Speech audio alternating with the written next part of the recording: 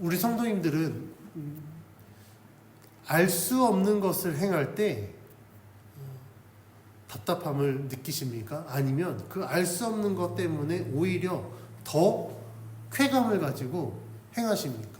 이게 사람의 성향마다 좀 다른 것 같아요. 어떤 사람들은 내가 전혀 알지 못하는 것을 하거나 전혀 알지 못하는 길을 가는 것에 대해서 굉장한 답답함을 여기는 반면, 모험심이 강한 사람은 알 수 없는 것들 알아가는 재미가 있지 라는 생각으로 하게 됩니다. 그런데 하나님의 일에 있어서, 그러니까 하나님이 나와 함께 하심을 내가 알고 믿고 있지만 내 삶 속에 하나님이 어떤 것도 나에게 말씀하지 않으시고 하나님의 뜻을 이루어가는 과정이요, 우리들에게 있어서 굉장히 힘듭니다. 무엇인가를 알면, 좀 말씀해 주시면 내가 정말 믿음으로 순종할 텐데 하나님은 그렇지 않을 때가 있으시거든요. 그러니까 정말 전적으로 온전한 믿음이 요구될 때가 있습니다. 지금 다윗의 상황이 그런 상황인 것 같아요. 우리는 성경을 통해서 왜 다윗이 이런 상황에 처해있는지 알고 있지만 지금 다윗은 그 상황을 알지 못했습니다. 그래서 지난주에 본문에서 요나단을 만났죠. 그리고 서로 약속을 했습니다. 요나단이 사울에게 가서 확인을 해봤더니 사울이 확실하게 다윗을 죽이려고 하니까 요나단이 다윗에게 약속한 대로 사인을 줘서 다윗이 그것을 피하게 합니다. 그래서 다윗은 요나단의 곁을 떠나서 오늘 말씀해 보니까 노베에 있는 제사장 아히멜렉에게 갑니다. 다윗은 요나단에게 이야기한 것처럼 지금 자신과 죽음 사이가 더 가까워졌다라는 것을 알고 아마 그는 굉장히 조급했었던 것 같아요. 살기 위한 간절함은 더 강해졌을 것입니다. 그래서 사울과 최대한 멀리 떨어지기 위해서 그곳을 떠나서 노베에 있는 제사장 아히멜렉에게 갑니다. 그런데 이 살고자 하는 이 간절함, 그 간절함이 너무나도 컸을까요? 다윗은 아히멜렉에게 가서 거짓 정보를 이야기하면서 그곳에 머물게 됩니다. 다윗이 노베에 도착한 아히멜렉에게 이르렀을 때 아히멜렉이 오히려 다윗을 보고 긴장하고 떱니다. 왜냐하면 왜 갑자기 왔지? 혹시 왕으로부터 어떠한 것을 명받았나? 라는 생각에 오히려 아히멜렉이 다윗에게 물어봅니다. 왜 그랬냐면 아히멜렉이 이렇게 긴장한 이유는 아마도 16장 말씀에 보면 사무엘이 이 다윗에게 기름 붓기 위해서 베들레헴에 가거든요. 그러니까 어떤 절기도 아니고 어떤 것도 아닌데 갑자기 베들레헴에 오자 베들레헴의 장로들이 긴장했어요. 그리고 사무엘에게 물어봤습니다. 그러니까 어떤 평시가 아닌 갑작스럽게 이렇게 오면 뭐가 있어서 이렇게 오지라고 생각을 했던 것 같습니다. 아마 아히멜렉도 그런 생각 때문에 긴장하면서 다윗에게 물어봤을 것입니다. 그런데 아히멜렉은 다윗이 군대를 거느리지도 않고 그냥 홀로 온 것에 대해서 의아하며 왜 혼자 왔느냐? 무엇 때문에 이곳에 왔느냐라고 물어보는 거예요. 근데 이때 다윗이 아히멜렉에게 거짓말을 합니다. 그 내용이 2절에 기록되는데 우리 2절 말씀 같이 봉독해 봅니다. 시작. 다윗이 제사장 아히멜렉에게 이르되 왕이 내게 이를 명령하고 이르시기를 내가 너를 보내는 것과 내게 명령한 일은 아무것도 사람에게 알리지 말라 하시기로 내가 나의 소년들을 이러이러한 곳으로 오라고 말하였나이다. 다윗은요, 사울이 자신에게 그러니까 비밀, 특수한 임무를 맡겨서 이곳에 왔다라고 이야기를 해요. 그래서 2절 말씀에 이야기한 것처럼 내가 너를 보내는 것과 내게 명령한 것을 아무 사람에게도 알리지 말라라고 이야기했다는 거예요, 사울이. 그래서 다윗은 아무에게도 말하지 않고 내가 이곳에 왔습니다 라고 이 아히멜렉에게 이야기를 합니다. 그래서 내가 최정예의 멤버 소년들을 이러이러한 곳으로 오라고 말하여서 지금 내가 이곳에 왔습니다 라고 이야기를 합니다. 다윗이 이렇게 이야기한 이유는 혹시라도 아히멜렉이 다윗이 이곳에 온 것을 사울에게 이야기할까봐 나는 사울의 비밀스러운 임무를 위해서 사울의 명을 봐서 이곳에 왔습니다. 그러니 사울에게 내가 이곳에 온 걸 말하지 않아도 됩니다라는 이런 의미가 내포되어 있는 거예요. 그러면서 다윗은 아히멜렉에게 또 다른 거짓말을 합니다. 우리 8절 말씀 같이 읽어볼까요? 시작. 다윗이 아히멜렉에게 이르되 여기 당신의 수중에 창이나 칼이 없나이까? 왕의 일이 급함으로 내가 내 칼과 무기를 가지지 못하였나이다 하니. 아멘. 이제 다윗이 또 거짓말을 하죠. 왕의 명령을 받았습니다. 근데 칼을 요구한다는 건 지금 왕의 그 명령을 이행하려면 칼이 필요하다라는 거예요. 근데 칼을 안 갖고 왔습니다. 그런데 어떤 핑계를 대냐면 내가 너무 급해서 일단 출발하고 봤더니 수중에 임무를 수행해야 될 칼이나 창이 없네. 제사장이요, 당신의 수중에 칼이나 창이 혹시 있습니까? 라고 물어봅니다. 만약에 우리 성도님들이 아히멜렉이었다면 어떠셨을까요? 저는 굉장히 의심했을 것 같습니다. 말이 앞뒤가 하나도 안 맞아요. 아니, 그 비밀스러운 일을 하는데 아무것도 준비 안 됐다고? 그리고 지금 제사장은 장군이 아니잖아요. 제사장에게 무기를 요구한다고? 맞는 게 아무것도 없어요. 근데 아히멜렉은 다윗을 의심하지 않습니다. 그리고 다윗은 계속해서 아히멜렉에게 일단 왕의 명령으로 내가 왔다.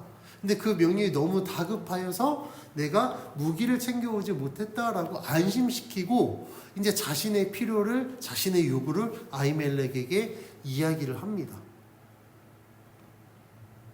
저는 이 부분에서 자신의 상황이 아무리 절박하고 다급하다고 하더라도 어떻게 천하의 다윗이 이렇게 거짓말을 할 수 있을까라는 생각이 들었습니다. 이해가 되지 않았어요. 하나님이 함께 하셔서 이리와 늑대를 물리쳤던 다윗이었거든요.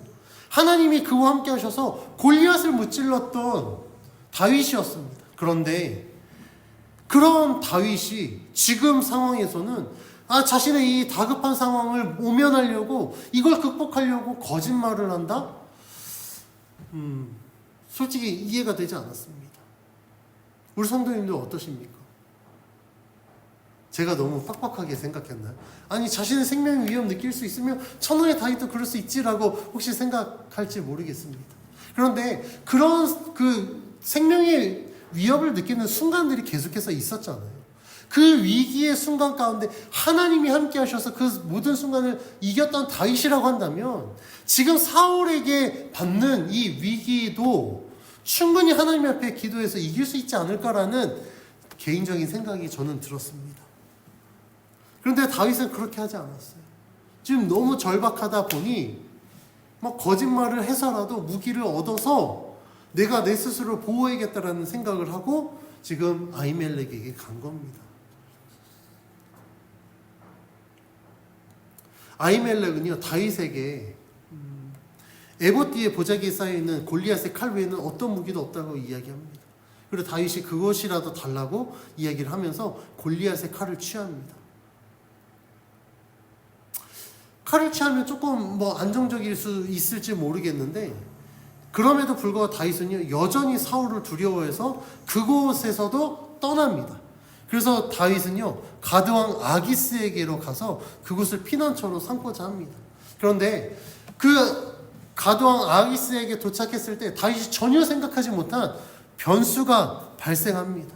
그것은 아기스에게 갔을 때 그의 신하들이 다윗을 보고 이렇게 이야기합니다. 우리 11절 말씀 같이 한번 봉독해 볼까요? 11절입니다. 시작. 아기스의 신하들이 아기스에게 말하되 이는 그 땅의 왕 다윗이 아니니까 무리가 춤추며 이 사람의 일을 노래하여 이르되 사울이 죽인 자는 천천히요 다윗은 만만히로다 하지 아니하였나이까 한지라. 아기스의 신하들도 다윗이 골리앗을 무찌르고 복귀했을 때 무리가 춤을 추며 사울이 죽인 자는 천천히요 다윗이 죽인 자는 만만히라고 이야기했던 사실을 알고 있었던 것 같아요. 그래서 다윗 저런 그 사람 아니야? 그런데 다윗에 대해서 뭐라고 이야기하냐면 그 땅의 왕 다윗이 아닙니까? 지금 다윗이 왕입니까? 다윗이 왕 아니거든요. 그런데 사울이 염려했던 것처럼 가드 왕 아기스의 신하들도 이미 다윗을 왕으로 여겼다는 거예요. 그러면 다윗이 느꼈을 때, 아니 가드 사람들도 이 왕의 신하들도 나를 왕으로 여겨? 이 사실이 사울에게 들어가면 나는 더 위험해지겠는데? 라고 생각하지 않았을까요? 만약에 가드왕 아기스가 다윗을 받아들였습니다. 근데 그 사실을 사울이 알았어요. 그럼 어떻게 될까요? 사울이 전쟁을 치러서라도 다윗을 취하려고 하겠죠. 다윗을 제거하려고 하겠죠.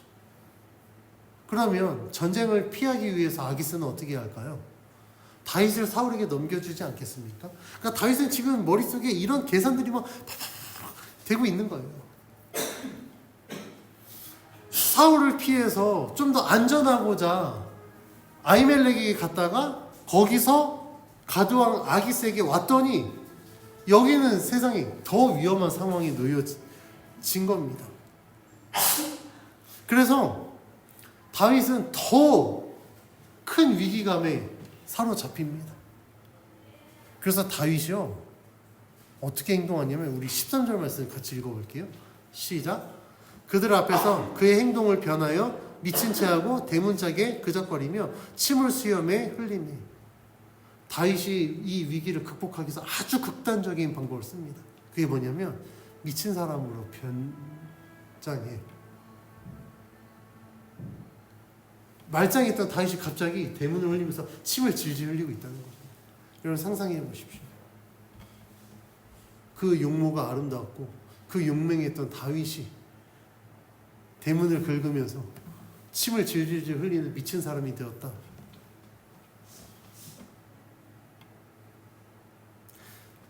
이전에 거짓말 한 것까지 이해가 되겠는데 이렇게까지 해야 된다고? 우리 성도님들이 이해됐어요? 다윗의 행동이? 오죽 절박했으면 이렇게까지 했을까라는 연민의 마음이 드십니까? 저는 이 다윗의 행동을 보면서 두 가지 생각이 들어요. 첫 번째는 그래 얼마나 정말 절박하면 저렇게까지 할 수밖에 없었을까라는 긍휼한 마음이었고, 두 번째 생각은요 도대체 이전에 보여줬던 다윗의 믿음은 어디로 가고 저렇게 인간적으로 변했지 사람이? 라는 이 두 가지 마음이 들었습니다. 그러면 이 두 가지의 마음이 드는 이 다윗의 모습을 통해서 우리가 한번 생각해 봐야 됩니다. 만약에 그럼 내가 다윗이라면 나는 그럼 어떻게 행동했을까? 여러분들이 다윗이라면 여러분들은 어떻게 행동했을까요? 제가 다윗이었다면 저는 이 설교를 준비하면서 내가 다윗이었으면 그럼 나는 진짜 믿음으로 행했을까?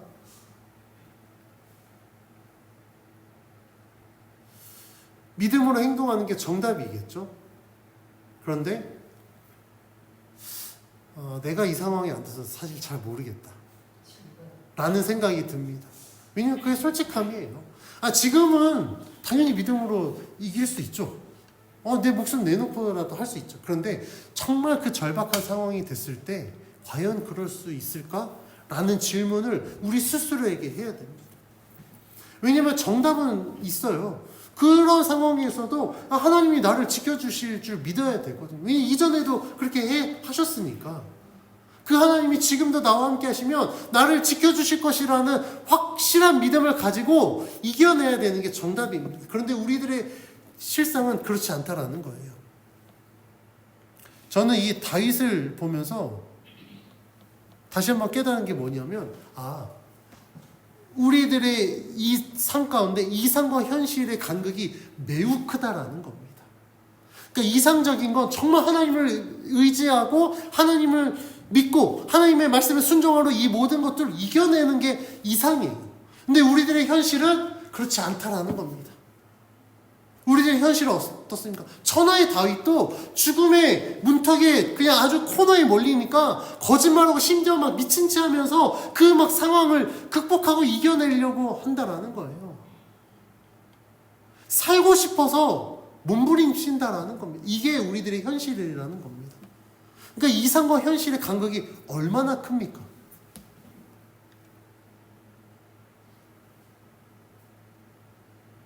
그런데 이런 이상과 현실의 간극이 크다라는 건 우리가 성경을 통해서 많이 봐왔습니다. 예를 들면 아브라함 어떻습니까? 하나님이 아브라함에게 아들을 약속했습니다. 그 믿음의 조상이라고 할 수 있는 아브라함이 하나님이 아들을 약속했을 때 어떻게 했습니까? 잔머리 굴렸잖아요. 사라랑. 그래서 나는 늙어서 아들 못 낳으니 좀 더 건강한 아들, 괜찮은 아들 낳으려면 하갈하고 동침시키지 않았습니까? 그게 아브라함의 현실이에요. 아브라함이 사라랑 함께 갈 때 자기가 생명의 위협을 느껴서 사라를 아내라고 이야기하지 않고 사라를 자기 누이라고 속이기도 합니다. 이게 이상과 현실의 차이예요. 오늘 다윗도 그랬고요. 아니 이 믿음의 조상들도 믿음의 이 인물들도 이 현실과 이상의 이런 간극 가운데 인간적인 방법을 택했는데 하물며 우리는 어떻겠냐는 겁니다. 우리가 그들보다 믿음이 좋을까요? 내가 다윗보다 내가 아브라함보다 정말 믿음이 좋다라고 우리가 당당하게 이야기할 수 있을까요? 그렇지 않습니다. 그러면 우리는 이 간극 가운데 우리는 더 인간적인 방법으로 문제를 해결하려고 할 수 있다는 겁니다.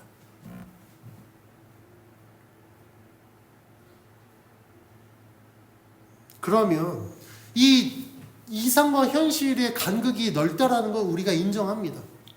그럼 중요한 건 이 이상과 현실의 간극을 우리는 좁혀나가야 돼요. 이거 충분히 좁힐 수 있거든요.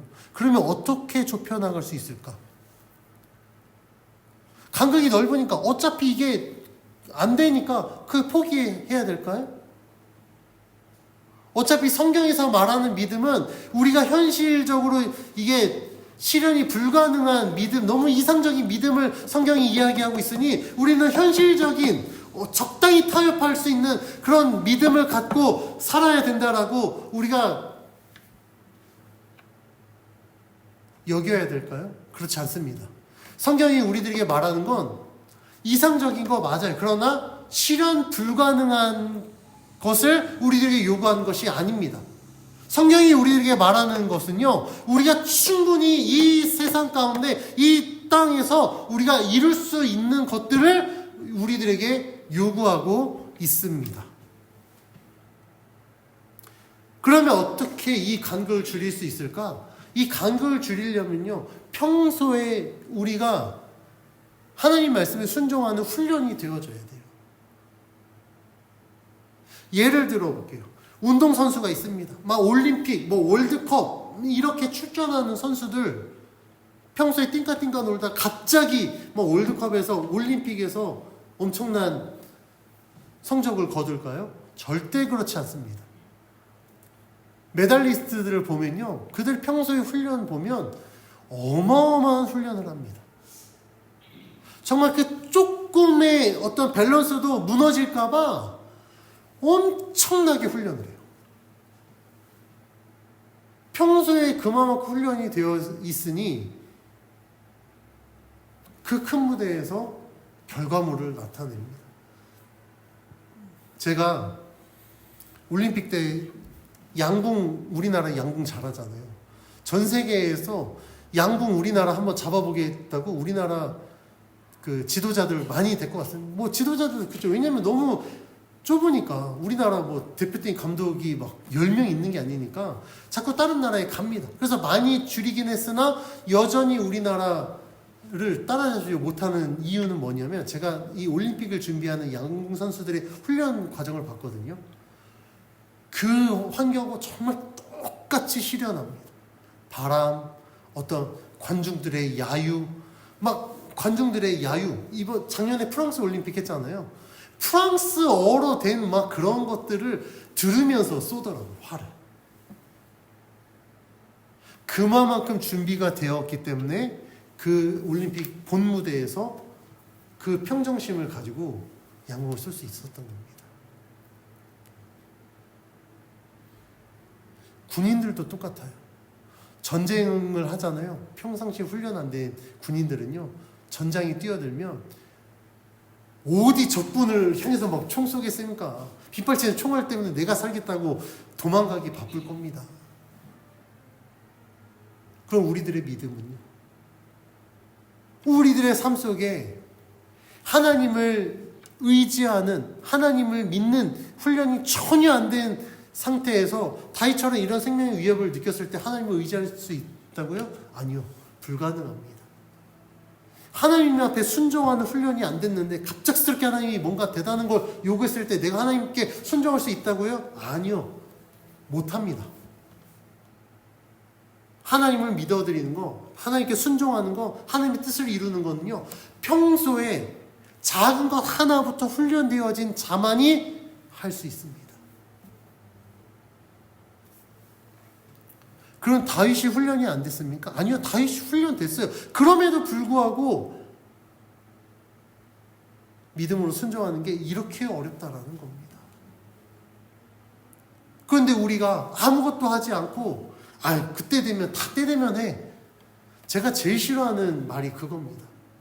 때 되면 다 해. 아니요. 저는 보니까 때 되면 안 되더라고요. 닥쳐서 한다?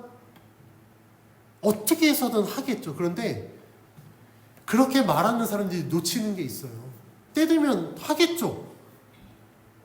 근데 더 잘할 수 있는데 평소에 준비 안 되고 닥쳐서 하니까 요만큼밖에 못한 거예요. 근데 요만큼밖에 못했지만 내가 했어 라고 그거에 만족하더라고요. 아니요. 우리는 이만큼을 해야 됩니다.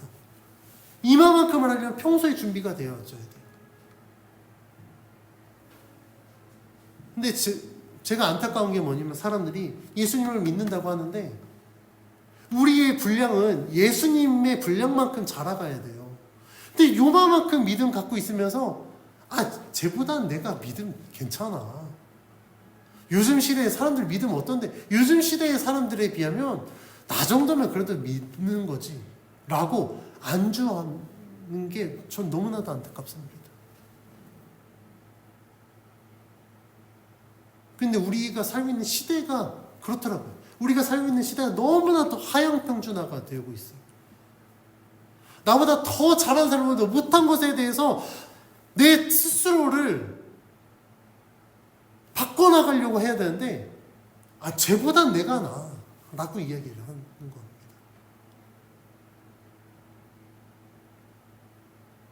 그러니까 그건 뭐냐면요, 전교 1등 하겠다고 서울대 가겠다고 공부하는 애가 꼴등하고 비교해서 쟤보다 내가 공부 잘하잖아 라고 이야기하는 것과 똑같아요. 근데 우리들의 신앙에 있어서 그런 마음가짐으로 우리가 믿음을 지킬 수 없습니다. 평소에 우리는 훈련이 되어져야 돼요. 하나님 앞에 순종하는 훈련, 하나님 앞에 맡겨드리는 훈련, 하나님이 인도하시면 그 인도하심을 따라가는 훈련이 되어져야만 정말 이 절박한 상황에서도 우리가 흔들리지 않고 평소에 해왔던 대로 하나님 말씀에 순종하고 하나님 앞에 우리의 모든 것들을 맡겨드리고 하나님이 인도하시면 그 인도하심을 따라 살아가는 삶을 살 수 있습니다. 자신의 방법으로 어려움을 극복하는 거, 이거 굉장히 무리수가 있습니다. 왜냐하면 다윗을 보면 알잖아요.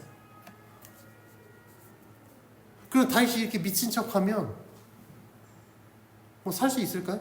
미친 척하면 사울이 보고 저는 미친 애는 이제 왕이 안 되겠지라고 하겠죠. 근데 평생을 미친 척하고 살아야 될 텐데 하나님은 다윗을 이스라엘의 두 번째 왕으로 기름 부으셨는데 평생 미친 척하고 산다. 그럼 본인의 삶도 무너지는 것이고요, 하나님의 뜻도 무너지는 겁니다. 그러니까 인간의 선택이 이만큼 무지한 거예요. 근데 저는 오늘 말씀에서 이 다윗을 정죄하려고 하는 게 아니라, 성경은 이런 다윗을 책망하려고 하는 것이 아니라 성경이 분명히 말하고자 하는 내용이 있습니다. 그것은 무엇이냐면, 이러한 다윗임에도 불구하고 우리가 말씀 읽어보면 하나님은 단 한마디도 다윗을 책망하지 않으세요. 하나님이 사무엘을 통해서 사울을 왕으로 세운 것을 후회하고 사울을 책망하신 것과는 너무나도 비교됩니다. 하나님이요, 다윗을 전혀 책망하지 않아요. 우리가 지금까지 읽어봤지만 하나님이 다윗을 책망한 내용 안 나왔죠. 그럼 성경이 이야기하고자 하는 게 있기 때문에 하나님의 책망이 없는 거예요. 성경은 사울이 다윗을 시기하여 그를 죽이려고 할 때부터 일관되게 하나님이 다윗을 위해서 어떻게 역사하고 있는지 하나님께 집중하고 있습니다. 그래서 다윗이 하나님을 의지하지 않고 자신의 방법으로 미친 척하는 이런 무리수를 두면서까지 살려고 막 발버둥 치고 있는 가운데에서도 성경은 다윗을 책망하지 않아요. 오히려 인간의 연약한 가운데 하나님이 어떻게 일하고 계시는가를 성경은 말씀하고 있습니다. 그러면 하나님이 다윗을 위해서 어떻게 일하셨습니까? 요나단을 붙여주셨잖아요. 요나단을 통해서 다윗을 도와주셨습니다. 그리고 오늘 본문에서는 제사장 아히멜렉을 통해서 다윗을 도와주셨습니다. 왜냐하면 다윗이 아히멜렉에게 갔을 때 그에게 제사장에게 먹을 것을 요구합니다. 근데 아히멜렉이 내 수중에 먹을 것이 없다. 근데 딱 하나, 제사장에게만 허락된 거룩한 떡, 이거 진설병이거든요. 거룩한 떡만 있었습니다. 그런데 이 떡을 다윗에게 줍니다. 물론 다윗과 그와 함께한 자들이 여자를 가까이 하지 않은 자격 요건을 갖췄기 때문에 아히멜렉은 다윗에게 이 거룩한 떡을 줬지만, 더 나아가서 이거 하나님이 허락하셨기 때문에 이 떡을 먹을 수 있었던 거예요. 원래 율법대로 하자면 이 떡은 절대 못 먹습니다. 왜냐하면 제사장에게만 허락됐거든요.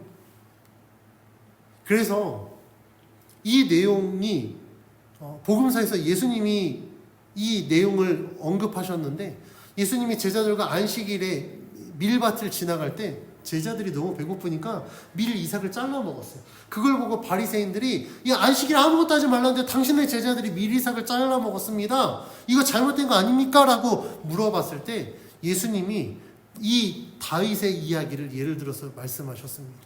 마태복음 12장 3절 4절 제가 봉독해 드릴게요. 예수께서 이르시되 다윗이 자기와 그 함께한 자들이 시장할 때 한 일을 읽지 못하였느냐? 그가 하나님의 전에 들어가서 제사장 외에는 자기나 그 함께한 자들이 먹어서는 안 되는 진설병을 먹지 아니하였느냐? 예수님 말씀해 보면 제사장 외에는, 제사장과 함께한, 다시 말해 제사장의 가족들조차도 먹어서는 안 되는 것이 바로 진설병이었다. 그런데 그 진설병을 누가 먹었다고요? 다윗과 함께한 자들이 먹었다고요. 예수님의 말씀대로 하자면 아히멜렉이 다윗에게 이 진설병을 준 거, 아히멜렉도 잘못한 거고 그걸 먹은 다윗도 잘못한 겁니다. 그런데 하나님은요, 아히멜렉도 다윗도 책망하거나 심판하지 않으셨어요. 왜 그럴까요? 그건 하나님이 허락하셨기 때문입니다. 아히멜렉이 그 자격 요건 갖췄으니까 그 거룩한 떡을 준 게 아니라 하나님이 허락하셨기 때문에 그 떡을 먹을 수 있었다는 거예요.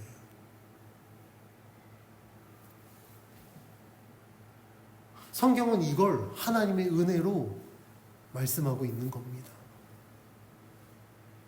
율법대로 했다고 한다면 다 심판받았었어야 돼요. 다 하나님께 책망받았어야 됩니다. 근데 하나님은요, 다윗이 먹을 것이 필요할 때 그 진설병을 줘서라도 그 필요를 채우셨습니다. 그가 왕의 특별한 임무를 하러 여기 왔으나 내가 너무 급하게 와서 뭐 아무런 창과 칼이 없다라고 이야기했습니다. 거짓말임에도 불구하고 하나님은요, 그에게 골리앗의 칼을 주시기도 했어요.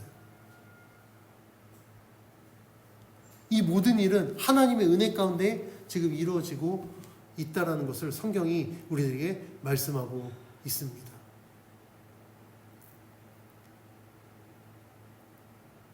우리는 이걸 통해서 우리가 우리의 생각대로 어떤 일을 행할지라도 하나님의 뜻과 방법이 아니라 세상의 어떤 그 원리대로 행할지라도 하나님이 우리와 함께 하신다는 것을 알아야 됩니다. 그러면 하나님은 무엇 때문에 이렇게 다윗과 함께 하셨을까요? 다윗이 정말 행한 일들을 보면 다윗이 정말 믿음이 있나라고 의심할 수도 있습니다. 근데 우리의 시각으로는 다윗의 믿음이 흔들린 거 아니야? 라고 할지 모르겠지만 하나님의 시각으로는 다윗의 믿음의 그 중심이 하나님께 향해 있다라고 하나님이 여기셨기 때문에 다윗을 도와주신 겁니다.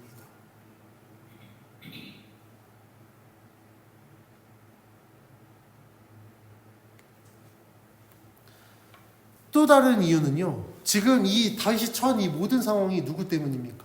다윗이 잘못해서가 아니에요. 다윗이 욕심내서가 아니었습니다. 이 모든 상황은 하나님이 다윗을 이스라엘의 두 번째 왕으로 세우고자 했던 그 계획 때문에 지금 다윗이 이러한 상황에 놓여진 겁니다. 그래서 하나님은요, 하나님의 섭리 가운데 다윗이 어려움을 겪고 있는 이 모든 상황 속에서 다윗과 함께 하시고 다윗을 도와주고 있는 겁니다. 하나님은 하나님의 섭리 가운데 겪는 다윗의 어려움을 간과하지 않으셨습니다. 그래서 그를 도우시고 있는 거예요. 그의 필요를 채우셨습니다. 그와 함께 하셨습니다. 그를 보호해 주셨습니다.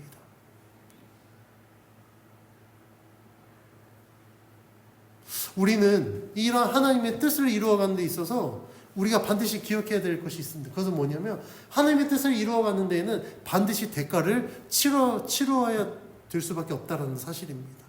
그래서 예수님은 복음서에서 누구든지 나를 따라오려거든 자기를 부인하고 자기 십자가를 지고 나를 따를 것이라고 말씀하셨습니다. 이것은 하나님의 뜻을 이루는 일에는 자기를 부인하래요. 자기의 것을 버리라는 겁니다. 힘들고 어렵지만 자기 십자가를 져야 된다라고 말씀하고 있습니다. 그래서 사도 바울은 로마서 8장 18절에서 현재의 고난은 장차 우리에게 나타날 영광과 비교할 수 없다라고 말씀하고 있어요. 그러니까 하나님의 뜻을 이루는 거 거저되는 게 아니라는 겁니다. 반드시 그 가운데 대가를 치러야 될 것이고 그 대가는 고난이 될 수도 있지만 현재 믿음으로 겪게 되는 고난, 장차 우리에게 나타날 영광과는 비교가 되지 않는다라는 거예요. 내가 이만큼 희생했다. 그러면 그 희생으로 얻어지는 영광은 이만한 영광이 될 수도 있다라고 말씀하고 있는 겁니다. 그래서 이런 관점에서 고대 철학자 아리스토텔레스도 이렇게 이야기해요. 인내는 쓰고 열매는 달다.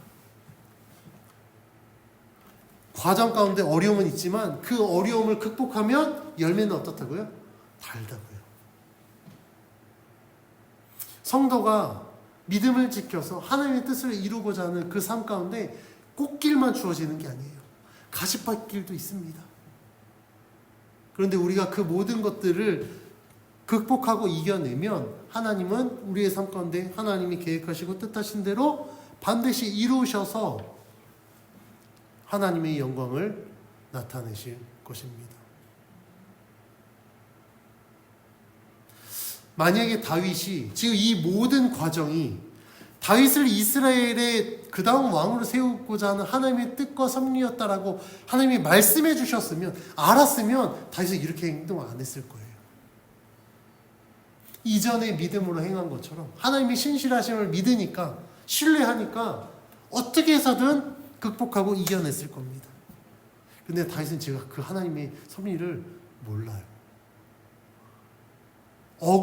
그래서 억울할 수밖에 없고 그래서 절박할 수밖에 없는 겁니다. 그럼에도 불구하고 하나님은 다윗과 함께 해주십니다. 지금 다윗을 돕고 계신 거예요. 그래서 우리는 이 상황 가운데 우리가 만약에 다윗이라면 우리는 어떻게 행해야 되는가? 우리는 어떻게 이겨내야 되는가? 우리는 고민해야 됩니다. 우리는 현재의 고난이 장차 나타날 영광에 비해 아무것도 아니라고 한 이 말씀을 우리가 듣고 알고 있어도 고난을 견디고 싶어하는 사람은 없습니다. 아무리 믿음이 좋아도요, 고난은 고난인 거예요. 고난은 분명히 힘들고 어렵습니다. 고난이 쉽지 않아요. 고난이 쉬우면 고난이 아니겠죠. 고난이란 단어 그 자체 말 그대로 힘들고 어려우니까 고난인 거거든요.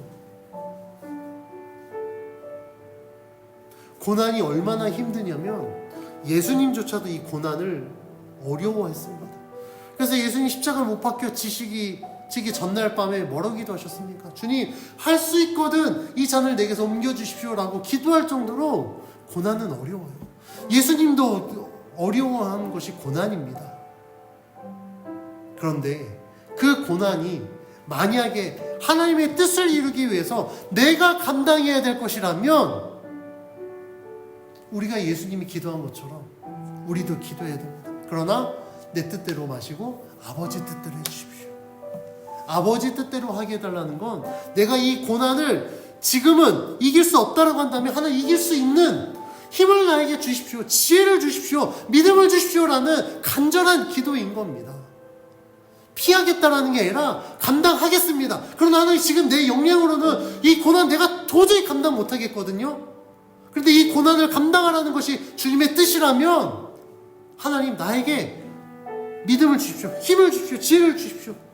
그럼 내가 믿음으로 순종하겠습니다라는 간절한 기도가 우리의 삶 가운데도 있어야 됩니다. 그래야만 우리는 하나님의 뜻을 이루는 삶을 살 수 있습니다. 하나님은 신실하시기 때문에 하나님이 약속하신 것을 반드시 이루십니다. 우리의 선한 목자가 되어주시겠다고 약속하셨고 우리의 구원자가 되어주시겠다고 약속하셨습니다. 그래서 우리가 고난의 상황에 놓여져 있지만 하나님은 그 고난의 상황 가운데 우리와 함께 해주십니다. 그것을 이겨낼 수 있도록 믿음을 주시고 지혜를 주십니다. 감당할 수 있는 힘을 주시고 때로는 돕는 자를 보내주십니다. 그래서 우리는 고난 가운데 역사하시는 하나님을 바라볼 수 있어야 됩니다. 다윗의 모습에서 우리가 주목해야 될 사실이 있습니다. 너무나도 힘들고 어려운 상황 가운데 놓여있지만 다윗은 단 한순간도 하나님을 원망하지는 않았습니다. 분명 하나님을 원망할 법도 한데 다윗은요 단 한순간도 하나님을 원망하지는 않아요. 이게 다윗의 믿음의 중심입니다. 하나님이 왜 다윗을 책망하지 않으셨습니까? 다윗이 하나님을 원망하지 않았기 때문입니다. 그 어려운 상황 가운데서도 하나님이 함께 하심을 다윗은 믿고 있었습니다. 우리에게도 이런 온전한 믿음이 있었으면 좋겠습니다. 내가 겪고 있는 어려움 가운데, 고난 가운데 하나님을 원망하지 않고 하나님이 나와 함께 하심을 믿어드리는 믿음을 가져야 됩니다. 그러면 하나님이 다윗의 삶 속에 함께 하셔서 그 어려움을 이겨내게 하신 것처럼 우리의 삶에서도 모든 어려움을 이겨내게 하실 줄 믿습니다.